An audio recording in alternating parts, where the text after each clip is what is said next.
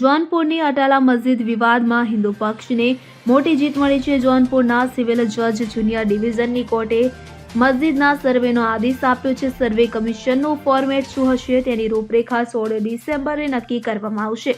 આ નિર્ણયને હિન્દુ પક્ષની જીત માનવામાં આવી રહી છે અને અહીં પૂજા કરવાની પરવાનગી માંગી રહી છે। સર્વેના આદેશને હિન્દુ પક્ષની પ્રારંભિક જીત ગણાવી શકાય। ઉલ્લેખનીય છે કે જૌનપુરના જિલ્લા ન્યાયાધીશે 12 ઓગસ્ટ 2024ના રોજ જૌનપુરની જિલ્લા અદાલતમાં દાખલ કેસની સુનાવણીને મંજૂરી આપતા આદેશ જારી કર્યો હતો।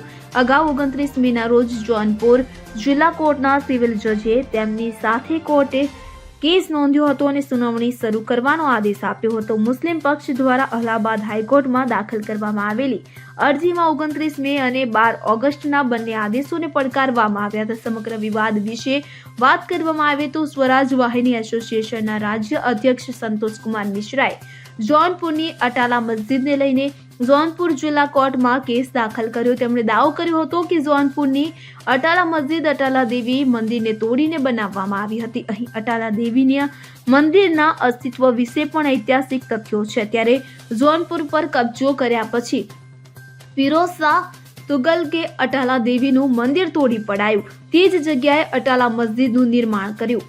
સ્વરાજ વાહિની એસોસિએશને પોતાની અરજીમાં અટાલા મસ્જિદને અટાલા દેવી મંદિર ગણાવ્યું છે અને ત્યાં પૂજા કરવાની પરવાનગી માંગી છે। Bureau report CN24 news. હવે જુઓ દેશ દુનિયાની તમામ ખબરો તમારી આંગળીના ટેરવે। ઉઠાવો મોબાઈલ અને ગૂગલ પ્લે સ્ટોર પરથી ડાઉનલોડ કરો અમારી CN24 ન્યૂઝ મોબાઈલ એપ।